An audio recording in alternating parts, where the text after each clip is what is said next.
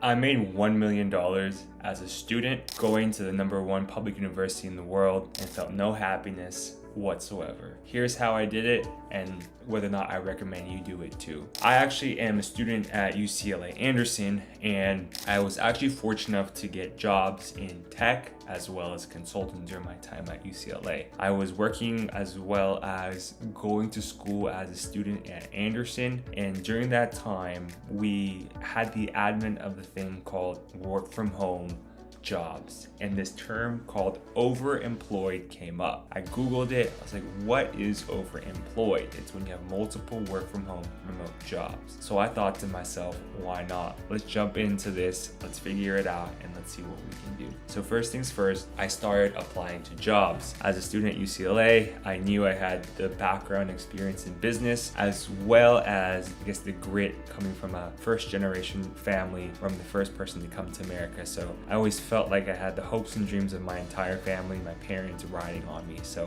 I decided, why not? Screw it, let's do it. The first role I got was working as like a TPM at a big engineering firm. I was doing a lot of the data and dashboards for that firm, and I was consulting for them. So I was getting paid with a very high rate, about around $100 an hour. So equating to about $200,000 a year for that role. So that was an overall very good role, because the firm was a lot slower in a sense that because it was a kind of an older engineering firm, I was able to kind of do things, push projects on a much slower pace where the rate of innovation wasn't that fast. So that role, working remote, and they were just cool with just get your work done. We don't care what happens, get it done. It's all we need. You're important, we appreciate you. So I was doing that, and that's how I was getting around $200,000 a year. The next, I got a job at a very big tech company at Google. I was working as a PM on the data center side of things. And overall, that was probably one of the most hardest jobs I've ever had,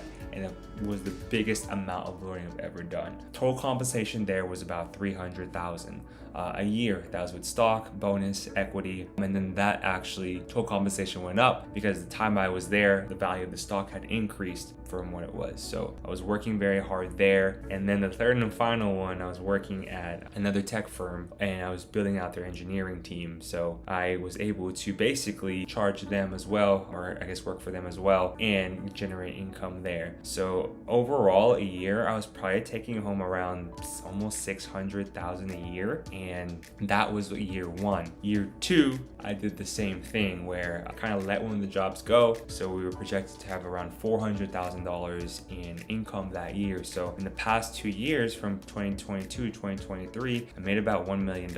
And I realized I was extremely burned out. I was going to so many meetings for each of the companies where I'd have a meeting early in the morning because I was meeting with team members from Europe. I was meeting with team members late at night from Asia. And then all throughout the day, I was just having back-to-back meetings for each company. And I was trying to find like an hour or two within the day to work out. So I'd have early days and long nights. I noticed my health had deteriorated too because I was just overstressing myself. And then keep in mind that I was doing school, so I was able to schedule all my classes to be remote as well as to have a class on a Saturday. So if you can only imagine, Monday to Saturday was just an extremely busy time for me where I was going to school, going to class, meeting with stakeholders, and trying to make things happen. And keep in mind, at UCLA, it's one of the hardest business schools in the world. I think we had around a 10% acceptance rate last year for 2023, which is kind of crazy. And we have a ton of projects. You meet with your clients. So I was running around with my, like a chicken with his head cut off, and I eventually just burned out in a sense where you can't really do 4 really hard things at once. And this is something I had to learn really young in my career, in my life, because I came from such a household where money was so scarce. Being the oldest child, I felt like the hopes and dreams of my parents were on me. A lot of the financial knowledge that my parents never learned because they came as immigrants, I had to learn myself. So I approached money and finances as an asset that didn't come back. That was a scarce asset. And for me, this was crazy because I knew for a fact, going to business school, working for these huge, ginormous companies, that money is the only thing that will always come back. When they generate revenue, they'll make more money. They either cut costs, they let people go, they let businesses kind of phase out, or they sell their assets for more money. So that's the one thing that was always going to come back, which was money. And I realized young in my career and young in my life that money was always going to come back, and I needed to change that mindset or mentality because my mental health, my physical health was very important for me. I think during the hardest time when my physical health was that I gained about 25 pounds. I got up to around like 188, and then I was around like 20% body fat. The hardest time was just kind of like trying to balance everything, and I used food to medicate myself, where I would just eat as much food as I can because I felt better at night, and then I would try and go to bed and then do it all over again.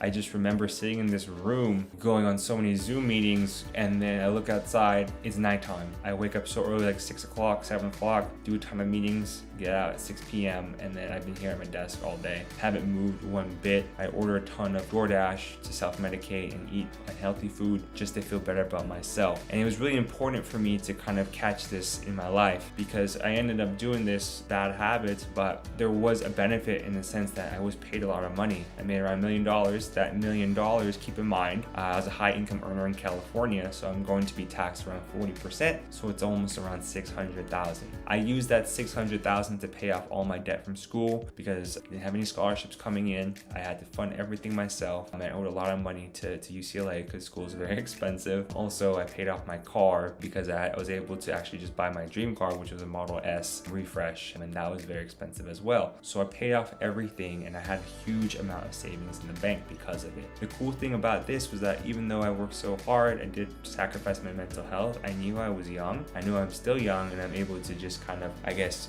build myself back up from the dark place that I was in. So whether or not I recommend this for you, this is really kind of important. When you're young in your career, you should take massive risk, in a sense that worst comes to worst is you fail, you go back to class, or you just go back living with your parents, right? For me, I was extremely young. I knew if I failed, I could always just get another job. I could always go back to school. I was in school already. So just take massive risks with your life. Maybe don't do what I did, where you burn out so fast because you're doing too much with 3 jobs and school from one of the harder universities in the world at UCLA Anderson. So take that into account, right? It's okay if you have to work multiple jobs when you're young, and keep in mind, like, your experience is important, but just because you're young doesn't mean you can't get these amazing jobs, right? So apply to those jobs, show that you have the aptitude to do well. And to do that, you just got to do very well on interviews. I use my experience from school. I use my experience from internships, from previous roles, to just kind of show them what I knew. And that's how I secured these roles. I always knew when I was at Google, I was the youngest person in the room, but it was my hard work and my aptitude that allowed me to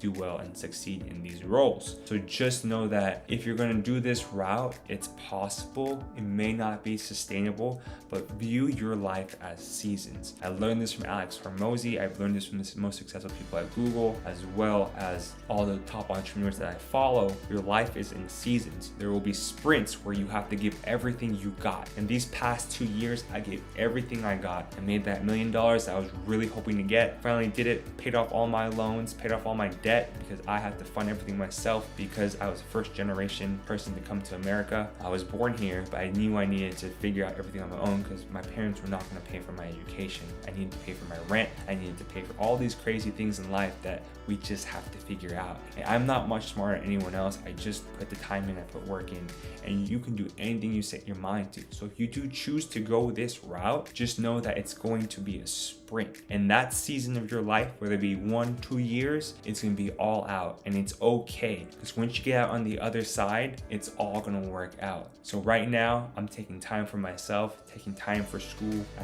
turned down those crazy nights, those crazy long days, and I'm focusing on me. So don't ever forget that you are more capable than you can ever imagine, and I truly believe in you. So let me know if you have anything, any questions and comments. I believe in you, Jello fam. Have an amazing rest of your day, and like, comment, and subscribe. The more you like, comment, subscribe, the more I can get this content out to help people like yourself who don't come from these amazing backgrounds, or who do come from these amazing backgrounds and just need advice on how to navigate this life we have. And I'll catch you later in the next video.